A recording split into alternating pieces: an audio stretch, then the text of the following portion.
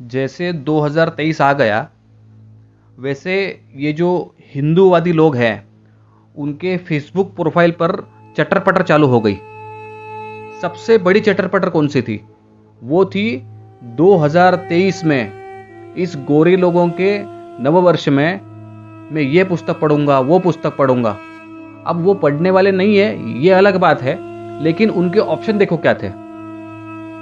ये options mainly थे कुछ नए नए हिंदूवादी ऑथर्स जो हैं उनके बुक्स के। अब ये देखकर मुझे हंसना आ गया। अरे तुम्हारे पास एक सबसे अच्छी किताब पड़ी है, उसको तुम टच भी नहीं कर रहे। जो सबसे बेसिक बुक है उसके पास आप देखना भी नहीं चाहते, और आप बड़ी बड़ी बातें कर रहे हो हिंदू धर्म को बचाने की। नमस्ते, मेरा नाम है शिशिर और आज हम बात करेंगे the best book to be studied in 2023 मेरे हिसाब से और हमारे पूर्वजों के हिसाब से और सभी शास्त्रों के हिसाब से। 2023 हो या 24 हो या 25 या 4023 हो, एक ही पुस्तक हो सकती है जो हमने पढ़ने लायक है, वो है श्रीमद् भगवद गीता। अब मैं ये बात हवा में से नहीं कर रहा हूं। आदि शंकराचार्य कहते हैं गीता सुगीता कर्तव्या किमन्यै शास्त्र विस्तरैहि या स्वया पद्मनाभस्य मुख पद्म विनिसृता। तो भाई तुम गीता पढ़ो, बाकी शास्त्र लेके क्या करने का है? वेद लेके क्या करेंगे? उपनिषद लेके क्या करेंगे? देखो पढ़ने को प्रॉब्लम नहीं है, लेकिन ये बेसिक तो पढ़ो। ये पढ़ने के बाद बाकी चीजें पढ़नी है अपने को।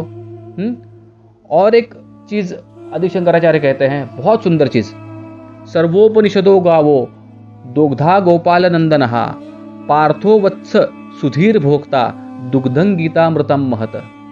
मतलब ये जो सभी उपनिषद है वो गाय है। दुग्धा गोपाल नंदनहा मतलब उन गाय का दूध निकालने वाला है कृष्ण, और उस गाय के दूध का भोग लेने वाला, उसका टेस्ट एक्सपीरियंस करने वाला है अर्जुन। और वो दूध क्या है? श्रीमद् भगवद गीता। अब इससे बड़ा आपको क्या प्रूफ चाहिए ये समझने के लिए कि पूरे दुनिया में जो ज्ञान है और दुनिया के परे भी जो ज्ञान है, उस सभी ज्ञान का सार आपको कंडेंस फॉर्म में एक छोटे से ग्लास में भगवान कृष्ण ने आपके सामने रख दिया है श्रीमद् भगवद गीता के रूप में। अब देखो, ये गीता जो है वो वेदों से भी महान है, इसके लिए भी हमारे पास प्रूफ है। अब देखो संत ज्ञानेश्वर क्या कहते हैं इसके बारे में। वो कहते हैं, हा वेदार्थ सागरु जया निद्रिता सा घोरु तो स्वये सर्वेश्वरु प्रत्यक्ष अनुवादला। नारायण का सोते वक्त खराटे लेना, यह है वेद। और वही नारायण जग कर या जागृत अवस्था में अर्जुन के सामने जब बात करने लगे तब वो गीता बन गई। तो आप सोचो कि कोई आदमी अगर नींद में बात करता होगा तो उसको ज्यादा वैल्यू होगा, या वही आदमी जब जागृत अवस्था में बात करेगा विथ ऑल हिज अटेंशन, उसको ज्यादा महत्व होगा? डेफिनेटली इससे यही प्रूव होता है कि गीता तो वेदों से भी श्रेष्ठ है। इसके लिए बोला है कि त्रैगुण्य विषया वेदाहा निस्त्रैगुण्यो भवार्जुन। तो वेद किसके बारे में बात करते हैं? त्रिगुणात्मक प्रकृति के बारे में। यहाँ पे वेदों को हम गाली नहीं दे रहे, पर वेद पढ़ने के पहले अपने को गीता तो पढ़नी चाहिए, ये मैं आपको बताना चाहता हूँ। क्योंकि देखो दूसरा अपने पास कोई रास्ता नहीं है। क्योंकि मैंने देखा है कि बहुत सारे बच्चे बड़ी बड़ी बातें करते हैं, मैंने ये उपनिषद पढ़ा, ब्रह्मसूत्र पढ़ा, मैंने ये वेद पढ़ा, वो वेद पढ़ा। एक्चुअली उन्होंने कुछ पढ़ा नहीं होता है। वेदों में से एक या दो श्लोक कहीं से रेफरेंस में देखे रहते हैं, और वही श्लोक वो पटर पटर करके दूसरों के सामने चिल्लाते हैं। तो दूसरों को लगता है कि भाई इसने वेद पढ़ लिया, पर रियलिटी में वो वेद नहीं पढ़ते हैं। उन्होंने वेदों के कुछ श्लोक पटर पटर करके फेंक दिए। लेकिन आप देखो, इन लोगों को अगर हम पूछे कि तुम इस श्लोक का अर्थ बताओ, तो उनको आता नहीं है। हाँ? और मैक्सिमम उसको अगर हम पूछे कि भाई तुझे इस श्लोक से क्या पता चला, तो मैक्सिमम वो क्या करेगा? आपके सामने उसका ट्रांसलेशन लाके रख देगा। पर उसको कुछ पता नहीं चला। तो यहाँ पे और एक अच्छा सुभाषित है इन जैसे लोगों के लिए, अगाध जल संचारी गर्वन नायाति रोहितः अंगुष्ठोदक मात्रेण शफरी फरफरायते।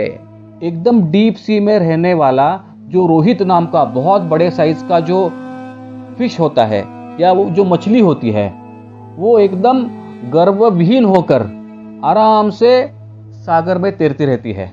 लेकिन जो शफरी नाम की छोटी सी मछली रहती है, कितनी 1 या 2 मिलीमीटर के साइज की इतनी, वो क्या करती है, एक अपने अंगूठे के इतने पानी में पर पर पर पर पर पर पर पर करके घूमती रहती है।